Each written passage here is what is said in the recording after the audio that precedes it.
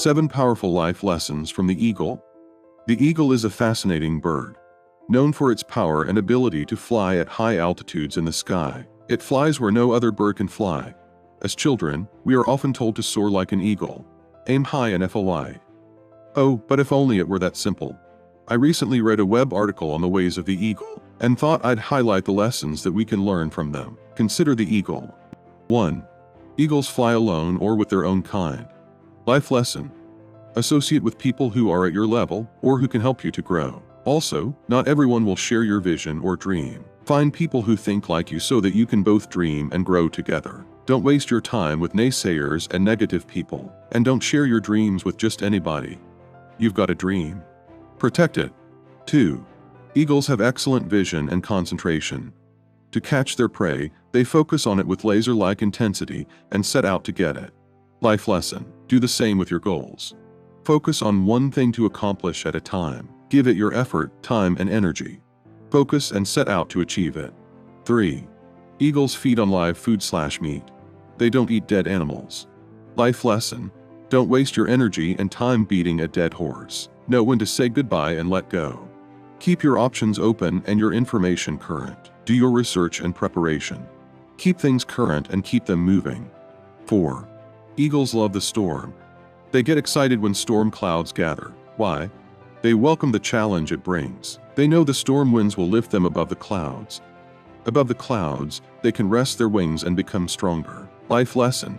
Get excited about the storms in your life. Challenges bring opportunities. We could see the opportunities wrapped in our challenges if we weren't so busy complaining and trying to avoid them. Embrace our challenges and learn from them. That's how we learn new skills, grow, and get stronger. Is this easy to do? Of course not. But we can learn how to. 5. The eagle tests the level of commitment before engagement. Before entering into a commitment, the female eagle tests her male suitors to establish his level of commitment. Life lesson. It is wise to ascertain the commitment of people we intend to partner with. This is true in our personal as well as professional lives. Establishing trust is important in relationships. 6. The eagle is a master of change management. The mother eagle carefully prepares the nest for its eggs. When it is time for the eaglet to learn to fly, the mother begins to remove the comfort layers from the nest, exposing the pricks and sticks. She then throws the eaglets out of the nest. She does this repeatedly until the eaglet learns to fly. Out of fear, the eaglet jumps back in the nest, with each attempt, shrieking and bleeding from the pricks in the nest. The mother doesn't yield. To others looking on, this may seem heroic, but there is a method to the madness. The process is repeated until the eagle eventually starts flapping its wings, getting stronger and stronger with each flap. Then swoosh! Away it goes into the air, flying higher and higher, rising above its challenges and pain. Life lesson. We must not become complacent in life, clinging to the old and familiar. We can only grow if we are willing to step out of our comfort zone. The thorns or pain in life are there to tell us that 1. There is nothing more for us where we are, and 2. It is time to move on, grow, and spread our wings. Further, the people who genuinely care about us will not encourage us in our slothfulness and fear. While their treatment may seem unkind, it is for our ultimate good. Sometimes tough love is best. They don't want us to die in our nest. 7. Rebirth involves death of the old self. The eagle has to make a painful decision at around age 40. Die or go through a painful process of rebirth which will extend its life for 30 more years. This process involves the painful task of knocking out its own beak and plucking out its talons so that new ones can grow. This entire process takes about 5 months to complete. Life lesson. No pain, no gain. Many of us want success or change, but without the sacrifice, handwork, disappointments, and heartbreak that comes with it. To survive and grow, we must be willing to change. And sometimes, we may even need to go a step further: a death of the old self and a total rebirth. Ending toxic relationships, leaving toxic jobs, getting rid of destructive habits, thoughts, traditions, and mindsets that no longer serve us. Friends, to get to the next stage or chapter of our lives, careers, relationships, etc., let us study the ways of the eagle and be willing to apply these principles to our lives. Change is within our power if we only believe. Wanna fly like the eagle?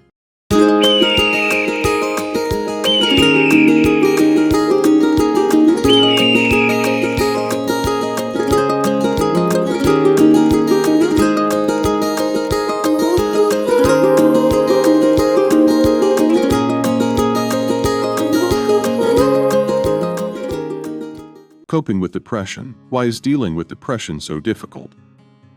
Depression drains your energy, hope, and drive, making it difficult to take the steps that will help you to feel better. Sometimes, just thinking about the things you should do to feel better, like exercising or spending time with friends, can seem exhausting or impossible to put into action. It's the catch-22 of depression recovery. The things that help the most are the things that are the most difficult to do. There is a big difference, however, between something that's difficult and something that's impossible. While recovering from depression isn't quick or easy, you do have more control than you realize even if your depression is severe and stubbornly persistent. The key is to start small and build from there. You may not have much energy, but by drawing on all your reserves, you should have enough to take a walk around the block or pick up the phone to call a loved one. For example, taking the first step is always the hardest, but going for a walk or getting up and dancing to your favorite music, for example, is something you can do right now. And it can substantially boost your mood and energy for several hours long enough to put a second recovery step into action, such as preparing a mood-boosting meal or arranging to meet an old friend. By taking the following small but positive steps day by day, you'll soon lift the heavy fog of depression and find yourself feeling happier, healthier, and more hopeful again. Coping with depression. Number 1. Reach out and stay connected. Getting support plays an essential role in overcoming depression. On your own, it can be difficult to maintain a healthy perspective and sustain the effort required to beat depression.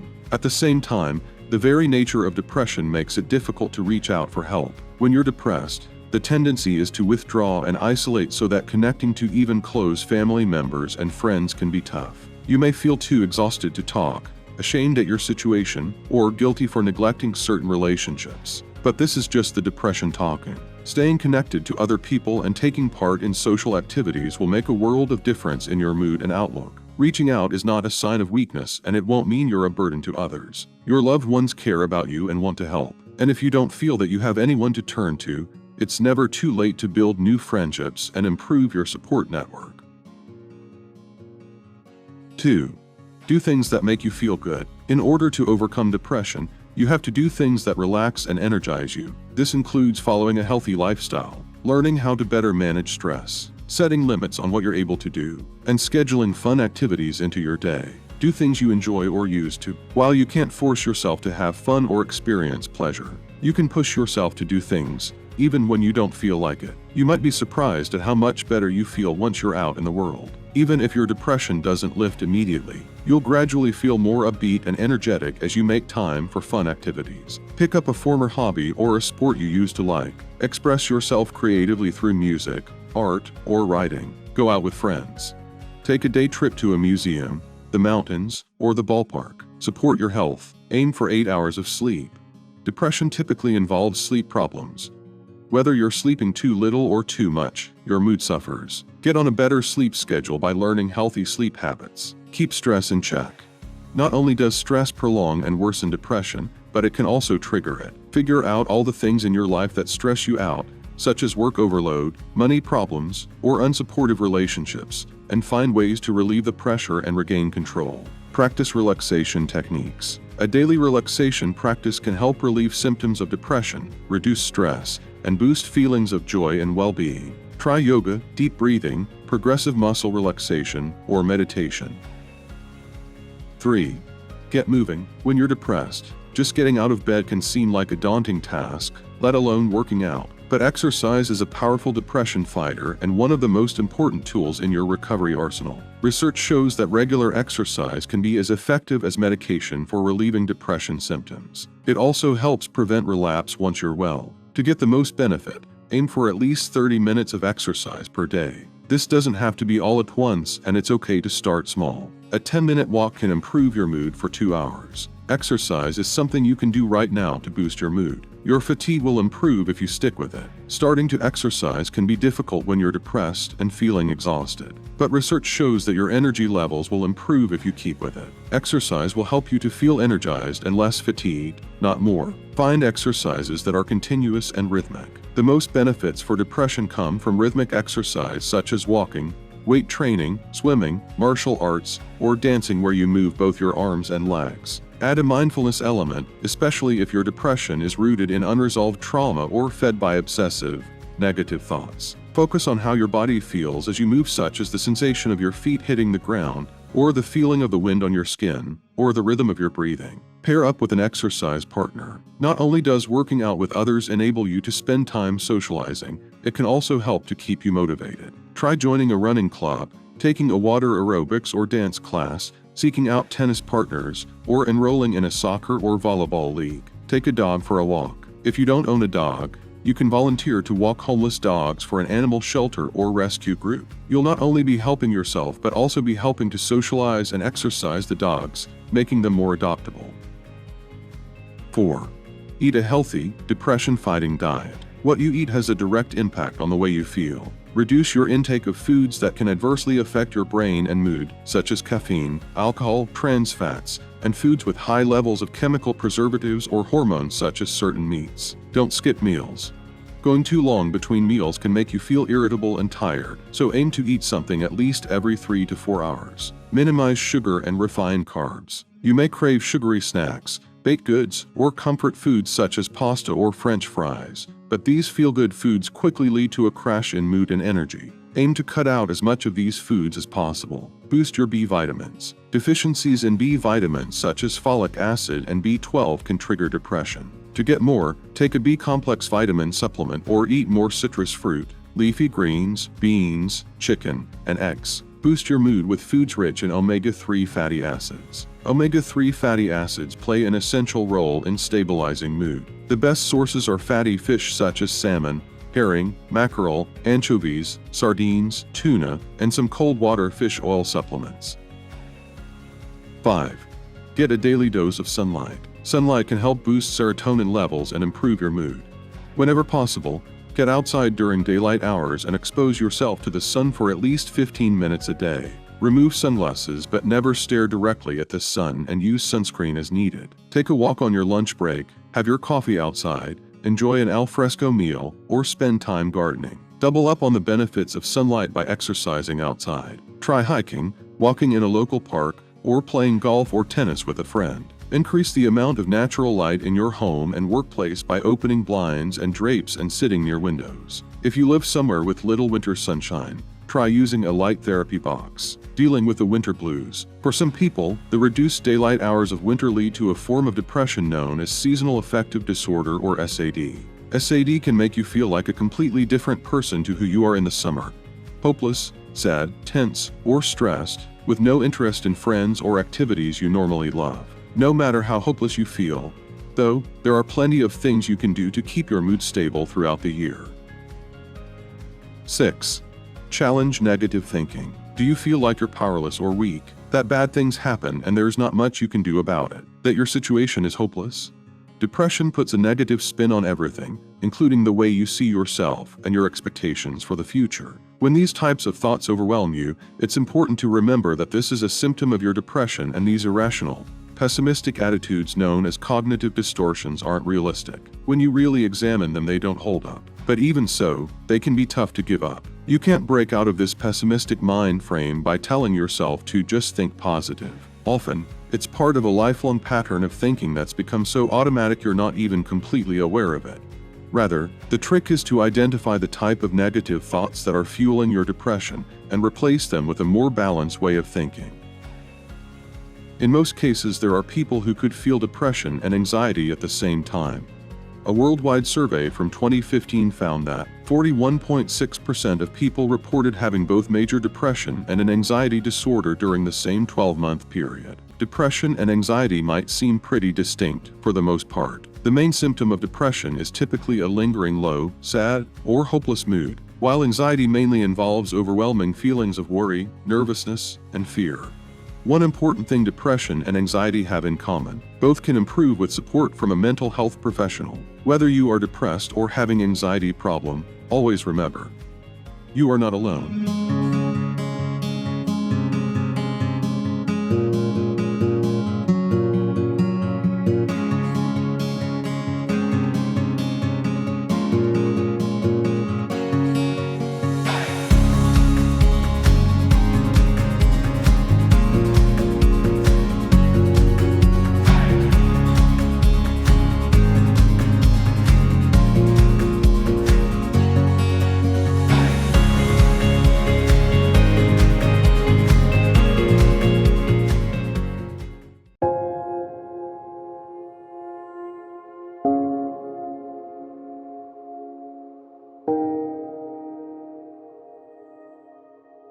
Are you afraid of rejection?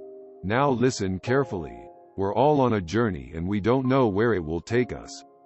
Life has many ups and downs. But we must always move forward. We can do so much more than we think we can. But self-doubt often creeps in and changes our course. If you listen to those defeating thoughts, they win. People will doubt you. They will criticize you. They will reject you.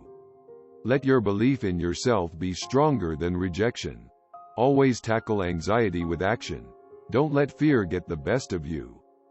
Place your passion and purpose ahead of you and don't lose sight. Your success all comes down to your resolve. Nobody can do it for you. Success takes sacrifice. Don't settle. If you care about it, it's worth it. If it matters to others, it's worth it. If you can leave a legacy, it's worth it. When you add up all your effort, it's worthwhile. Who you are is more important than what you do. Never compromise your integrity to get ahead. Don't let rejection or self-doubt compromise your goals. Don't lose faith. Rejection isn't failure. Failure is giving up. Everybody gets rejected. It's how you handle it that determines where you'll end up. Before you run away, I just have to say that you're the only thing that makes me feel alive. I know I've made mistakes, done things I can't erase, but I'd give anything to hold you close tonight. And I don't think I could last one day knowing that you're headed on your way. And I love how you loved me before.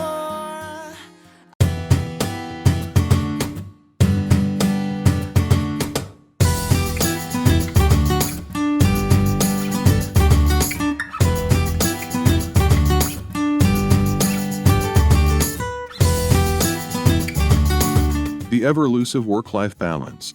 The idea that you can find complete equilibrium in your personal and professional life. A balance so coveted that, in a 2016 global survey, nearly 20% of millennials were found to prioritize work-life balance when deciding upon a new career opportunity. From a young age, you're told to be happy and follow your dreams, all while maintaining a viable income. Stories of characters and heroes having it all filled your childhood. So how exactly do you become the quintessential sleep for 8 hours and meal plan and always impress your boss superhero adult you're supposed to be? Well, first things first, realize that you can't. That's right, letting go of the idea that you'll ever achieve the perfect balance is important. A perfect work-life balance. No, an improved work-life balance. Definitely. No matter your career, there are always ways to inch towards social and professional harmony. And since this idea started in childhood, why not go to the source? Let's revisit the life morals espoused in popular children's fables, and apply some of our earliest life lessons to the modern-day scourge that is trying to have it all. The Tortoise and the Hare. The tale, the most famous fable of them all, has 2 starring characters, the tortoise and the hare. The hare mocks the tortoise for its slow speed. Do you even get anywhere going that slow? The tortoise retorts, why yes I do, in fact, I'm quicker than you think. Let's race, you'll see. Thoroughly amused, the hare agrees. They settle upon a starting and end point and the race is on. The hare quickly dashes away from sight as the turtle begins to take his first few steps. To further humiliate the tortoise, the hare decides to take a break right near the finish line. In doing so, the hare ends up falling asleep and is ultimately awoken by his nemesis, the tortoise, slowly but surely crossing the finish line, defeating the hare. Work-life balance lesson. The tortoise and the hare were competing in a race to prove to one another that one of them was faster than the other. Competition in the workplace isn't very different. When you're surrounded by coworkers who are consistently staying late or working on the weekends, the race becomes more of a rat race. A key tenet of work-life balance is creating a schedule that gives you more freedom and time to pursue what you want outside of work. Whether it's spending an extra hour at the park with your family or training for an actual race. Like the hare, it's easy to fall into the trap of sprinting as fast as you can, as often as you can. What you don't see is how constantly doing work sprints is resulting in your life becoming absorbed by work. Late nights, Saturday afternoon emails, working through your lunch break. Have any time left when you're not working? While there's nothing wrong with hard work, Achieving some work-life balance and managing your time in order to complete your workload efficiently is key. Putting in longer hours and making yourself accessible at all times of day, or in other words, overworking not only harms your health, it doesn't make a difference in terms of overall output. In fact, overworking is linked to fatigue, lower work quality, and rising health costs for employers. If only the hare had paced himself, there would have been no need for a break. Incorporating changes to maximize your time should start small, and then work their way up. Would you like to leave work by 5 p.m. each day? Start by leaving at 5 p.m. twice a week, rather than committing yourself to 5 days per week immediately. According to Robert Brooks, a professor of psychology at Harvard Medical School, if you're trying to change a certain script in your life, start small and experience some success. Build from there. Like the tortoise, you may want to start out slow and remain steady in order to achieve work-life harmony.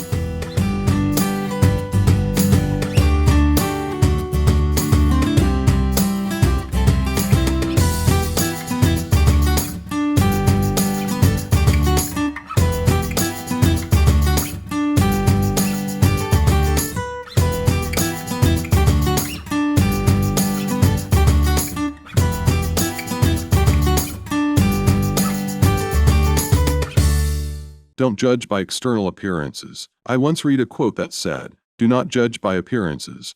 A rich heart may be under a poor coat." And I can't emphasize it enough. We are a society quick to judge the success of others based on external appearances.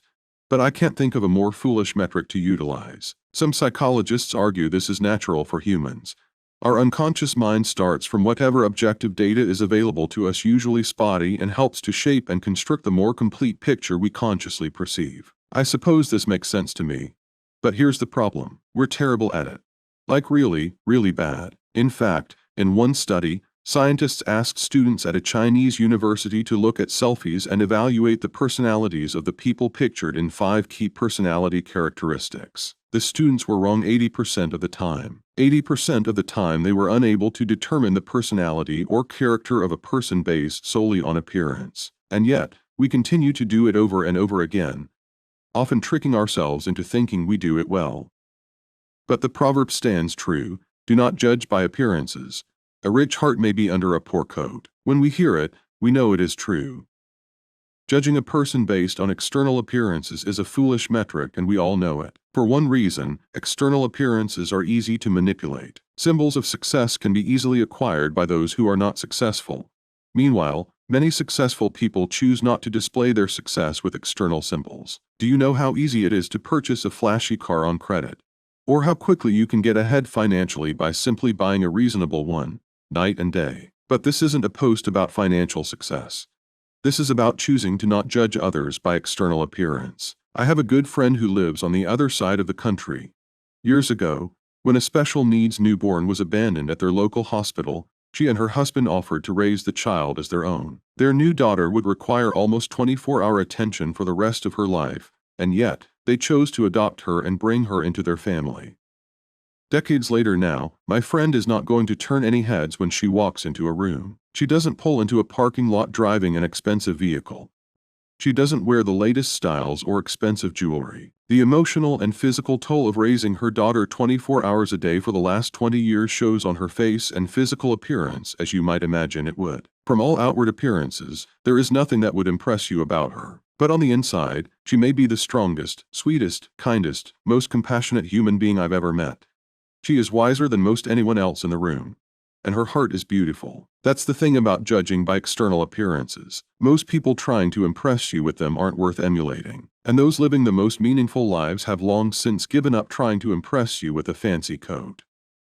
Personality is something that we call inner beauty, which refers to the mindset and character of a person, and looks is something that we call outer beauty, which simply refers to the physical appearance of a person. In my opinion, looks can never be a factor based on which an individual should be judged. How we look, what's the color of our skin, short or tall, all these traits are God-gifted, and we ain't the one who can manipulate it. Looks or outer beauty is the one that can be pretended. There are many ways in which a person can look good, be it dressing, makeup, surgery, or any other treatments, but inner beauty can't be pretended. It reflects in the behavior and attitude of a person. A person may possess a very good and dashing appearance, but if he doesn't have morals, ethics, and good personality, he will still be considered evil. Sometimes, outer beauty gets more significance. For instance, in fashion shows. Over there, the people will rate you according to your looks and appearance. However, even in a fashion show, the contestants need a positive personality. If he or she possesses a negative personality, it will be very difficult for him or her to win the crown because personality reflects in your attitude. Moreover, beauty is just a short sustaining bonus of nature. It doesn't last for too long with any individual. As you grow older and older, the beauty starts to fade. The only thing which will remain with us until our last breath is our inner beauty, which is our personality, our attitude, and behavior towards others. Even after demise, people will remember us for our behavior, kindness, and professionalism, and not on the ground of our appearance. There is a common saying that beauty lies in the eyes of the beholder. It ravishingly explains that it depends upon the person with whom you are dealing with whether you look attractive to them or not. Not all people will judge you by the looks you possess. Some will still consider you beautiful, even if you are not, because of the personality you possess. However, there are still many people who lack this moral and run after appearance rather than personality. They will pretend in front of everyone that they don't care for looks, but they do. When they have to find a bridegroom for their daughters, most of them will try their best to find one with better looks and wealth rather than inner beauty and behavior, which is the most important one for keeping their daughters happy for a lifetime. So, there's a drastic need for change in people's mentality. They should heartily accept that all lives matter and look is not a criterion for deciding which person is gentle and which is not. As a conclusion, I must say that a person should focus on and work on his personality. He should make sure that his behavior and attitude are not hurting anyone and people consider him a wise and gentle person. Whatever beautifulness and smartness you try to maneuver, but at the end of the day, if you don't get moral pleasure and peace of mind, that you have done right to all those you met throughout the day, you won't be considered a beautiful person. And this moral pleasure comes from nowhere other than people's blessings. So, it doesn't matter at all whether you are good looking or not, you have to be well behaved and possess inner beauty, and you will be praised everywhere.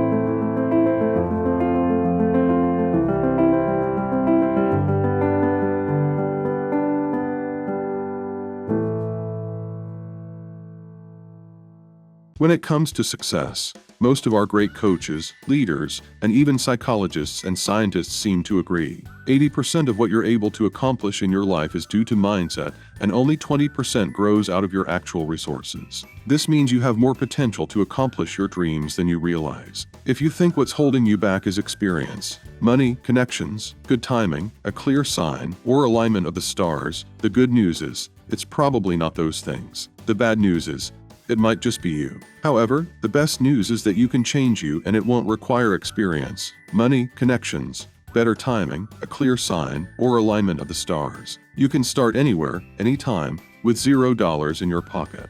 All you need is a little direction and commitment. I'll provide the direction if you can provide the commitment. Here are 7 things that might be holding you back from radical change in your life or business idea, and what you can do to change your direction toward success. Number 1. Lack of clarity. You can't accomplish what you want if you don't know what it is. Do you want to find yourself? Become debt-free? Start a business? Write a book or online course? What is it and why? What do you care?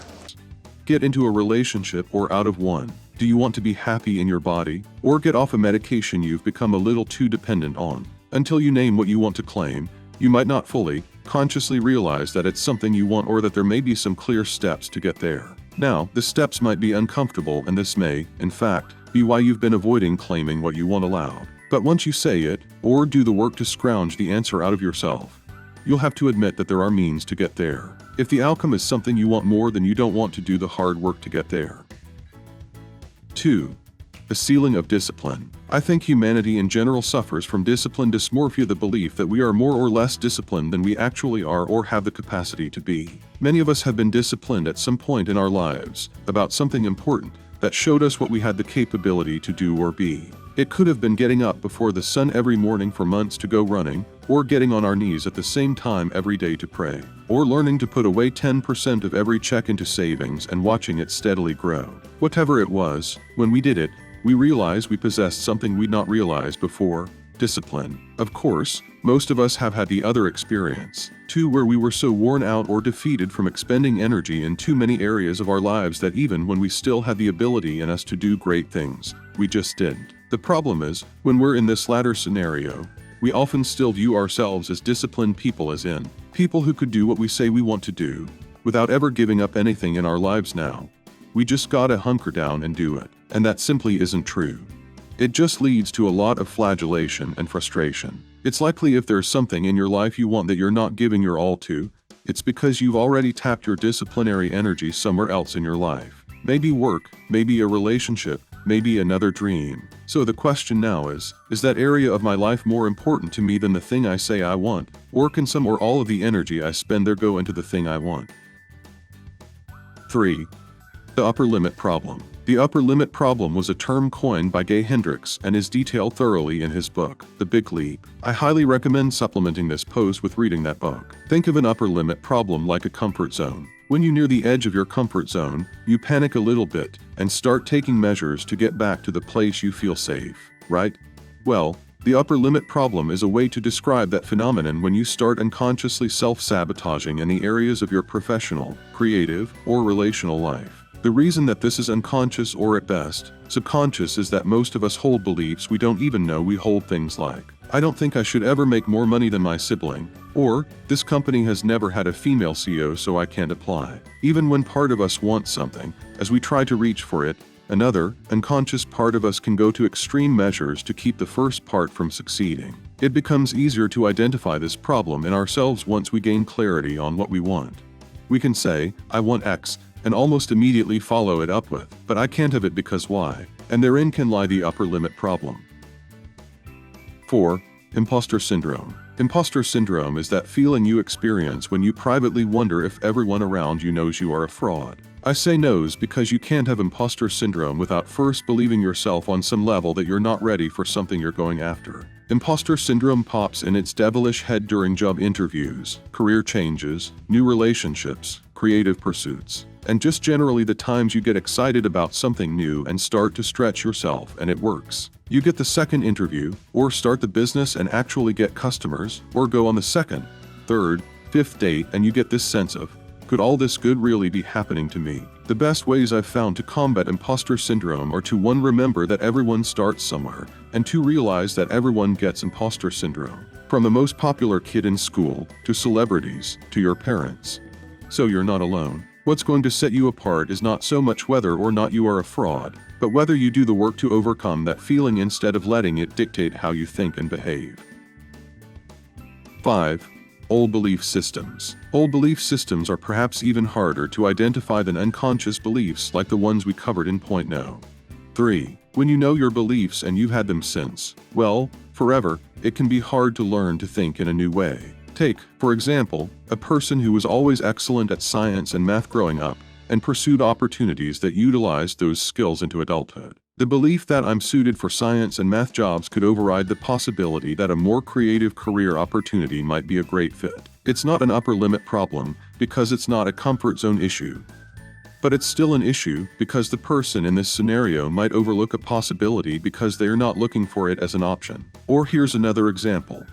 Maybe you always thought you wanted to live in the country. You pictured a backyard wedding, a rustic cottage home, playing in a huge yard with your nieces and nephews when the family gathered for the holidays. And that picture's been in your head so long that you don't consider that the internship that brought you to New York has actually demonstrated how well you're cut out for city living, how much you love the rush of being on the subway, how a rooftop cocktail party is never more than a 10 minutes walk away, and how you're able to network every week in your climb to the top of your industry. 6. Negative messages. This one is huge. There's a saying that we are the sum of the 5 people we spend the most time with, which is why it's wise to keep good company. However, that saying was around long before social media was so prevalent, so now I expect that the 5 accounts we follow most avidly, or celebrities we look up to, or other outside forces may be impacting the people we're becoming as much as the people we regularly see face to face. To put it more simply, you need to choose what you consume. There are musicians, politicians, YouTube sensations, and other big personalities that may be captivating, but also putting a lot of negative messages into your senses every day. And what you hear does eventually shape your belief systems, which quickly shapes your actions. It's important to recognize when the way you think has started to change because of someone or something you choose to interact with every day, and then choose to put positive messages and people in the place of negative ones. 7. Frenemy, freedom of choice. Time to circle back to where we began. You are the person who has the most power over your life, whether you care to admit it or not. I am not a big fan of the expression, if it's something you really want, you'll make it happen. If it isn't, you'll make an excuse. I don't like it because at any given time, each of us has a dozen things we do really want to learn French, or make all our meals at home, or lose 20 pounds, or volunteer on the PTA, or start a side hustle, or go back to school, or work on our sex life, or clean out the car. But because of very real obligations, and the constraint that we only have 24 hours in a day, and because we prioritize, we can't have everything. But prioritization is the key thing there. We get to decide what is most important to us. We can decide whether we give into external pressures or not, whether we are going to get clear on what we want or keep our lives the same, whether we're going to continue on with old belief systems or explore new ones, whether we are going to play it safe or reach for something that scares us just a little, because if we get it, the payoff will be worth it. We have the power to say, actually, this thing I said I want isn't as important to me right now as this other thing, and that's okay. Just as much as you have the power to say, no, I'm going to make this thing the priority starting today, even if it means I have to say no to something else. We have free will. So what are you going to do with it? Are you going to live by your own design, or by default? Are you going to make some decisions for yourself, or wait for them to be made for you? If you wait for them to be made for you, you don't have the right to complain about the outcome. But if you take ownership over your life and dreams, it's likely you won't have a reason to complain.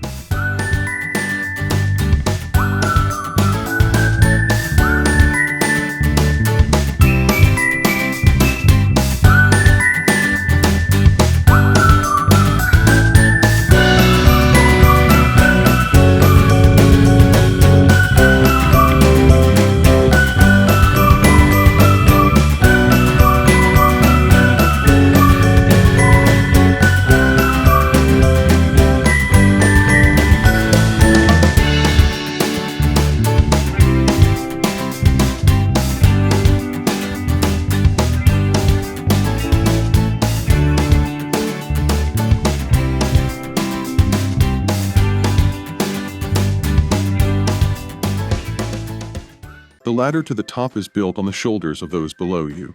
Even if you were able to achieve success without stepping on anyone to get there, this is still unfortunately the first thing others will assume when viewing your rise. But why is this the case? Why does success come with enemies, and does it really have to be this way? The most common reason these two are synonymous is simply bitterness.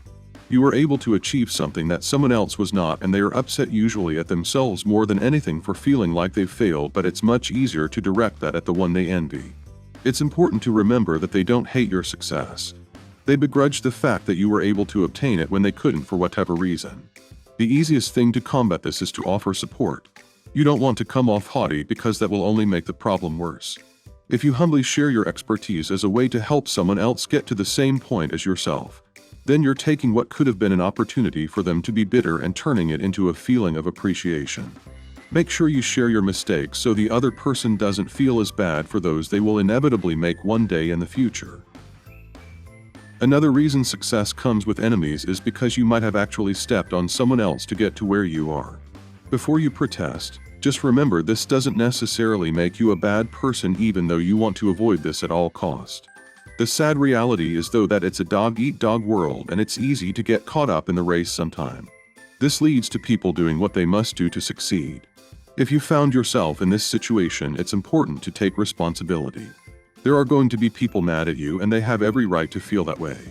When they do, apologize. Owning up to your actions and learning from them is vital to personal growth.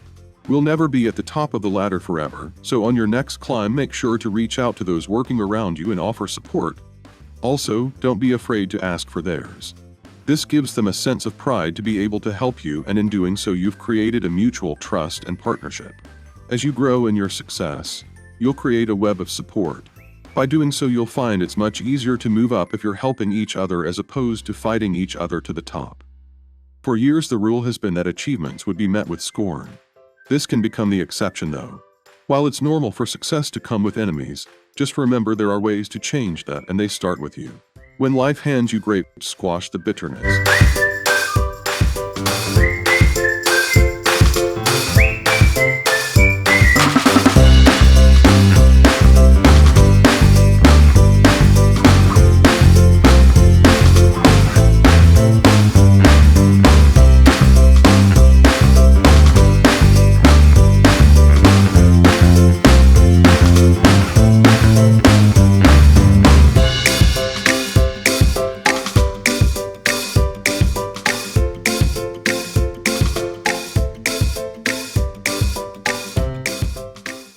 In each moment, we should make an attempt to make the best out of it, whether it be a situation that is already positive, or whether it be a situation that we need to help spin in a positive light.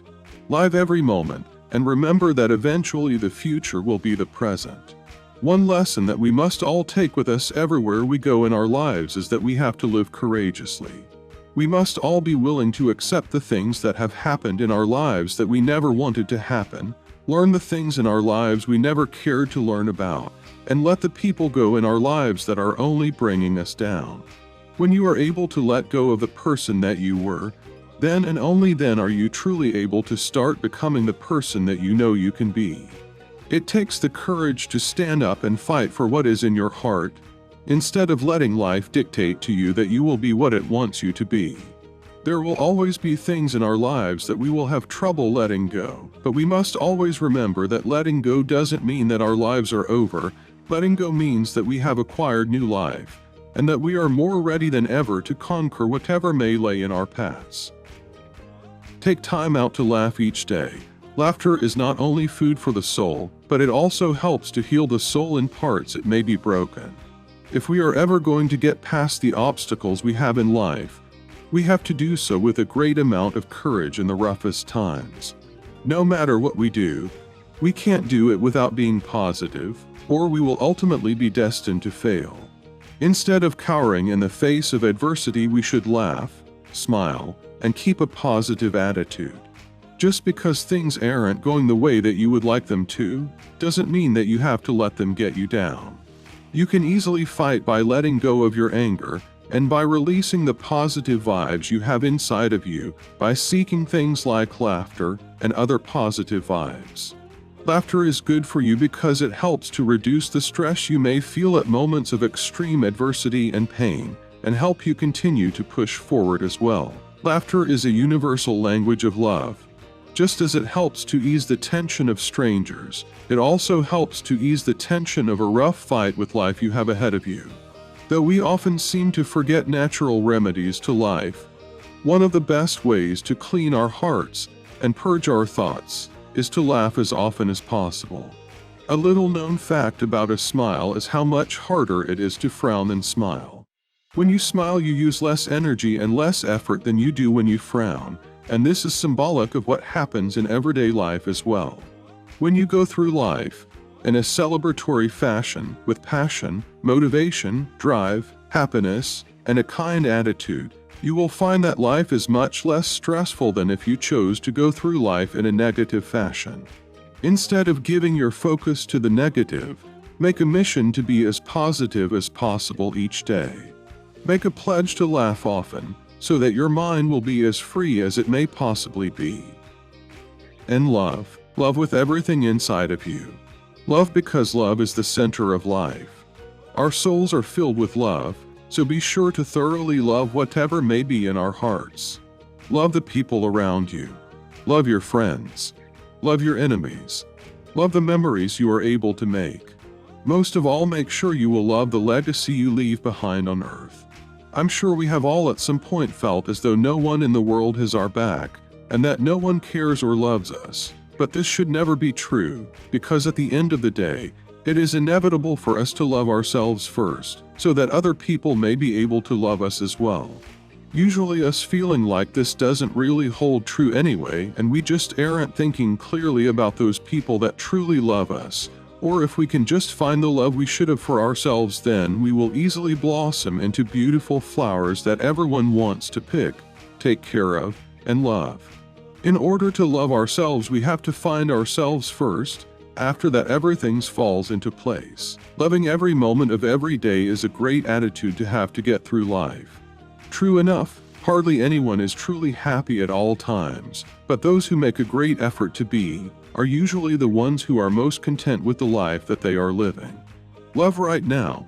Love where you are, even if you aren't exactly where you want to be in life just yet. Love the people that are around you, even if these people don't seem to believe in you, or even if they don't seem to support you as much as you would like. Love right now because you have life, and you have the ability to show the world what differences that you can make to it to make it a better world for everybody in it.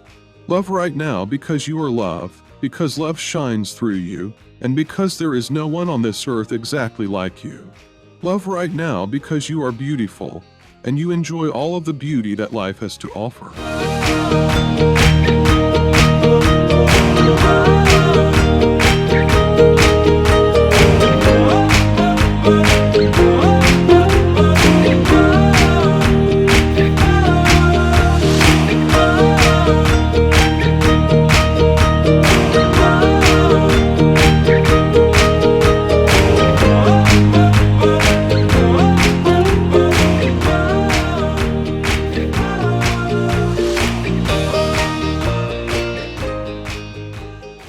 Working under pressure.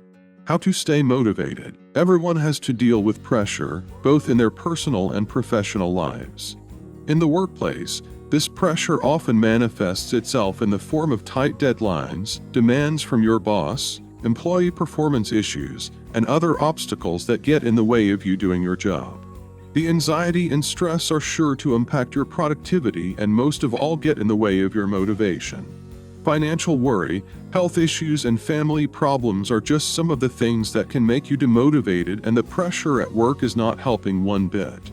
Since stress is unavoidable, it's important to learn how to channel and deal with it in a healthy, productive way. In doing so, you'll not only survive tough situations, but thrive in spite of them. So how do you set your mind to face on the challenges that life has to offer? Here are some tips that can help you stem the tide. Start planning. You know you and your responsibility. To work better under pressure, take 10 minutes to identify crunch times. Crunch times consist of an intense, overwhelming period of work. Consider what you can outsource in advance of your crunch time with a colleague or team, and then execute it. Break your tasks down. Any project or task can seem overwhelming when looked at as a whole. It's critical to break it down into milestones or steps that can be easily attained. When you look at these individual steps, you can more readily meet goals and feel a sense of accomplishment. Seeing yourself completing the project also builds confidence in giving yourself a system to use. What needs to be done first? Under a deadline or in a river, as Sun Tzu of the Art of War would say, ask yourself, what needs to be done now? When the stakes are high, roll up your sleeves and focus on the most important tasks. Bogged in a marsh. Get outside help.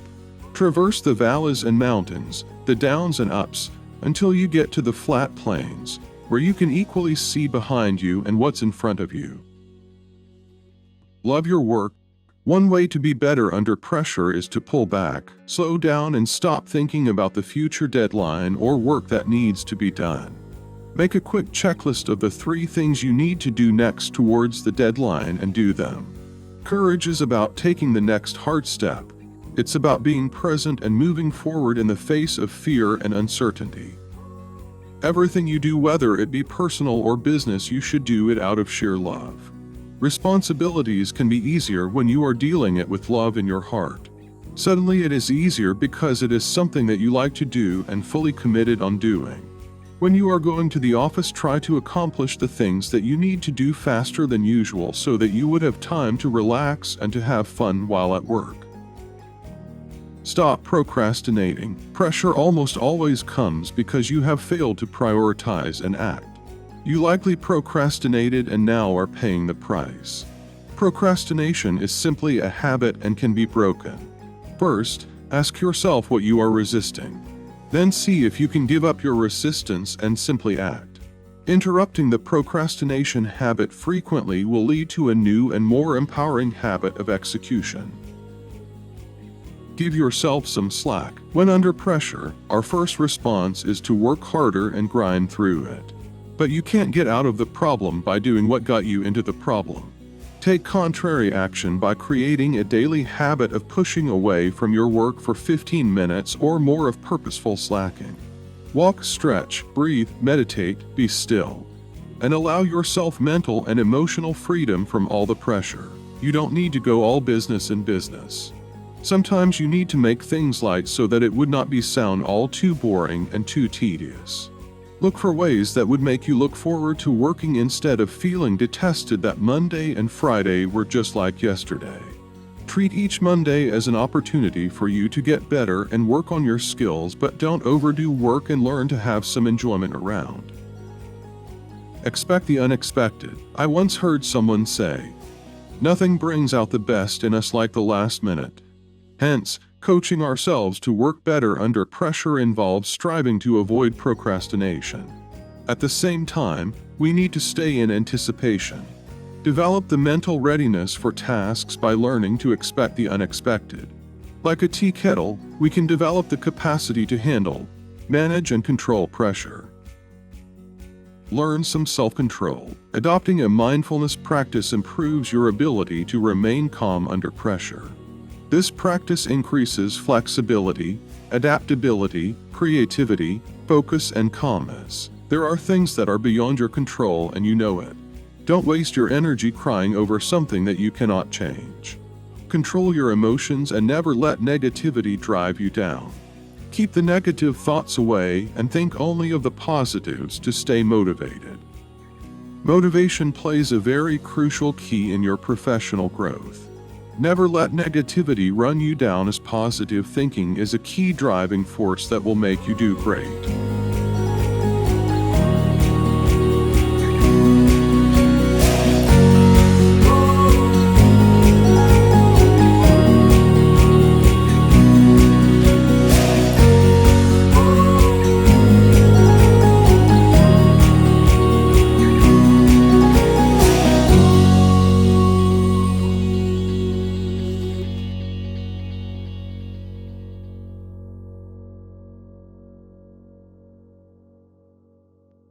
Best study motivation for students. Self-learning modules, or SLM, is not your best option this time around, since our Department of Education had opted back to face-to-face classes. So how are you going to adjust yourself back to this old form of learning since you already adapted the self-learning modules way of study? Others may found it easy, others may not, so here's how it's going to be. Study for 2 minutes. Check Instagram. Study for 2 minutes. Browse Netflix. Study for 2 minutes. Check email. Study for 2 minutes. Get lost in TikTok indefinitely. If this sounds like your typical study session, you're certainly not alone, but you also need a little help to kick your motivation into high gear, especially if you have an exam coming up. Maybe coming here is your next form of procrastination. If so, at least you're on the right track. Not every study motivation strategy is going to work for everyone, but there's something out there that will work for you. We've made a list of study motivation ideas just for you to try out when you just need to buckle down and get it done. Visualize and try a few of them out. Some work well in isolation, some work well combined together, some may work for you today but not tomorrow. If nothing else, at least it's a good distraction from studying, and you might find something that really helps kick up your studying game. The Pomodoro Technique. At its core, the Pomodoro Technique is very simple. Study for 25 minutes. Take a break for 5-10 minutes. Repeat the cycle 4 times. Take a longer break. Of course, there are variations of this technique, and you might find that you like shorter study intervals, or maybe you can only repeat the cycle 3 times until you need a longer break. No matter how you customize it for yourself, when you know the end is in sight and a break is coming up, it makes it easier to study for longer periods of time. To help keep track of time and make sure you're not constantly checking the clock, set a timer for both your study sessions and your breaks. You can make the most of your breaks by getting up and doing something physical that gets your blood pumping. If you use your breaks to watch 10 minutes of a TV show, you probably won't be very motivated to jump back in. Create your own reward system. Choose something that you really want. A box of cookies, a break to go for a run, a trip to the movies, etc. Whatever it is, use it as a reward for completing a study session. Maybe you buy some cookies but only allow yourself to eat them once you've studied for an hour. Maybe you decide to go see a new movie, but you can only go once you've studied for 3 hours or mastered 20 terms. Maybe you pick up some candy and pop one in your mouth every time you correctly answer a question or complete a practice problem. Maybe you make your favorite snack, but decide that from now until your test, you can only eat this snack while you're studying. Creating shorter reward intervals, as in the example with the candy after each question, might work better at first if you're really having trouble focusing. Once you get in the groove or start to find a little more motivation, you can work up to more delayed gratification. To really put the pressure on and encourage yourself to do well, try creating a reward for yourself that you can only receive if you do well on the exam or in the course as a whole. Having your parents get in on this can be helpful, too. Maybe your parents will take you out to your favorite restaurant if you get an A on the exam, or maybe you'll take a trip to an amusement park if you get a B in the course. The point is this: in order for a reward system to be effective, it needs to be customized to you. Don't set up a reward for getting an A if you know that getting an A is next to impossible. Similarly, don't reward yourself with a trip to the mall if you don't like shopping or if spending money is going to stress you out. Structured procrastination. Believe it or not, you can use procrastination to your advantage. Structured procrastination was first created and explained by Stanford University professor John Perry. If you tend to procrastinate, you likely do easy or simple tasks while putting off harder, bigger tasks. The procrastinator can be motivated to do difficult, timely, and important tasks, as long as these tasks are a way of not doing something more important, Perry explains. For this technique to work, you'll need to think of tasks that are more important or difficult than studying and put them at the top of your to-do list. Then studying a task that is also important becomes an easier task and one that you're more inclined to do as a way not to do that more important task. Find the perfect study spot. In college, I often studied in a comfy chair in the lobby of an infrequently used building. I was comfortable, there were minimal distractions, and I was in a place that encouraged me to get my work done. In high school, I loved to study outside in our backyard. I liked that I was able to get outside and get some fresh air after being stuck in school all day. Choose a spot you absolutely love. Maybe it's in a favorite chair or lying outside in a hammock. Maybe you even create a cozy space in the corner of your bedroom. Wherever it is, make it your designated study space and use it only for studying. The more you love to be there, the better. You'll be motivated to study so you can go to your favorite spot. Form a study group. If you're a social person, studying can be difficult because you don't like the solitary silence. It can be motivating to have a group of people to study with.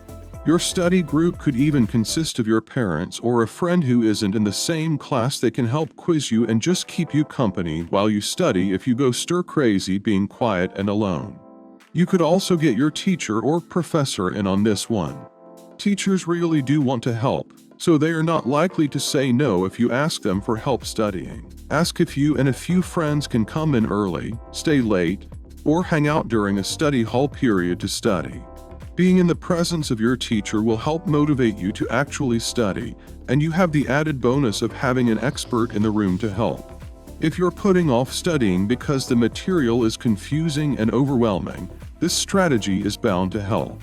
When I was a teacher, I never turned down students who asked for extra help or wanted to study in my classroom. When students would form study groups in my classroom, I was right there to answer any questions and make their study session more productive. I also often gave extra tips or explanations I didn't give during class. Go to the library or a coffee shop.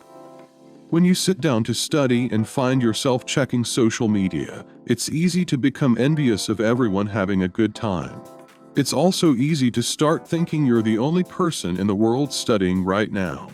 At a coffee shop or the library, you'll find a lot of other people who are also reading, studying, and working quietly. Seeing someone else model good study behavior is encouraging. In college, the library was my go-to-study spot when I really just couldn't find it in myself to study. When I got there and saw everyone else working hard, I felt like I would be a distraction or would feel out of place if I didn't sit quietly and study. 2. Get lost in music. Put on your favorite music or some classical music if lyrics distract you, and let the beat of the music keep your study session going strong. Popping in some headphones helps with this, so you can get lost in the music and in your own world. I'm easily distracted when I'm studying or working, so if I can hear a conversation going on or somebody has the TV in, it's very difficult for me to study. When I pop in some headphones, I quickly forget about all of those distractions and am able to focus on whatever I need to do. Just get started. No excuses. Just sit down and start studying. Often, the hardest part is starting, so if you simply sit yourself down and start, you might get into a groove. If you think this tip might work for you, then go study. Literally right now, stop watching this video and go study. Start with something easy. Studying is hard. It's also boring. That's exactly why you don't want to do it. Start with going over terms you already know well or completing a studying task that is easy or even mindless, like organizing your note cards. These simpler tasks can give you the momentum you need to keep going. This can also give you confidence if you're putting off studying because you don't think you know anything. Remember your why. Think about why you need to study and why you want to do well in your course. Do you need to pass to graduate? Is this course in the field you're looking to go into? Do you love the material even though it's difficult? Do you want to make your family proud? Do you want to prove to yourself that you can do it? Whatever your why is, keep coming back to that every time you don't feel like studying. It can help to post this somewhere where you'll see it often. Break it down. Thinking about doing it all at once is overwhelming, and it can give you that feeling where there's so much to do that you don't even know where to start. Think about everything you need to do to study and write each piece down. Then, break it down into small chunks you can tackle one at a time. Don't focus on learning it all right now. Just think about what you can do in this moment. As you complete each task that you've broken down, check it off or cross it out. Seeing your list get smaller and smaller is very motivating. Multitask. Multitasking doesn't always work, but it can work well when you combine a mindless activity with studying. If you don't want to sit still in a quiet room, try going for a walk while reviewing flashcards or riding a stationary bike while reading your textbook. You could even recruit some help from a friend or parent, shoot some hoops, but have them ask you a question in between each shot. For example, sometimes I used to go stir crazy when I had a lot of tests or exams coming up, so I would take my notes to the gym and look over them while on the treadmill or stationary bike. This made studying a little less boring, and it saved me some time. Try a few strategies out. With so many strategies and tips, there's bound to at least one that works for you. Test a few out and see if they make a difference. And remember that many of these strategies work well together. Studying is hard work and it's not usually fun, but these study motivation techniques can help you get down to it and even make it more bearable. Remember, success is the sum of small efforts, repeated day in and day out. Robert Collier.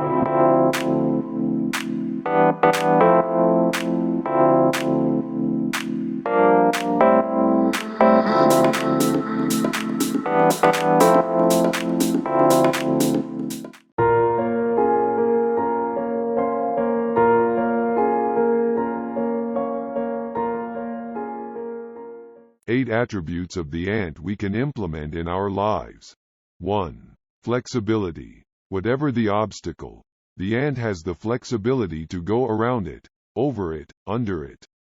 Flexibility makes the ant comfortable in all situations. 2.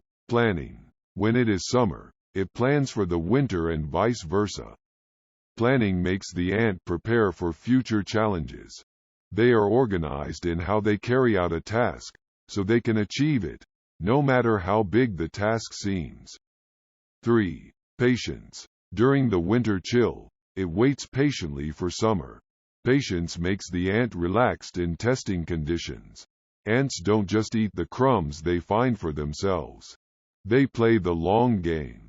They carry it back to their ant colony and then save up for that rainy day. 4. Commitment. It does all that is possible, despite its size. Ants are not intimidated by the size of their workload. Commitment makes the ant a winner, whatever the workload. 5. Teamwork. Operating in a team. A single ant can only do so much, but as a team they can achieve incredible heights. They work together when carrying heavy loads, and through such leadership and teamwork, we also can achieve great things and our businesses can work like clockwork. 6. Team intelligence. United, they build an ant hill, a masterwork of engineering where even the cooling effect is taken care of. 7. Leadership and humility. Ants are great leaders, but they also have the humility to follow. Humility as strength, not weakness. 8. Communication skills. Whilst moving in a line, they have perfect coordination. Send feedback to the following ant, creating a network and well-bound team.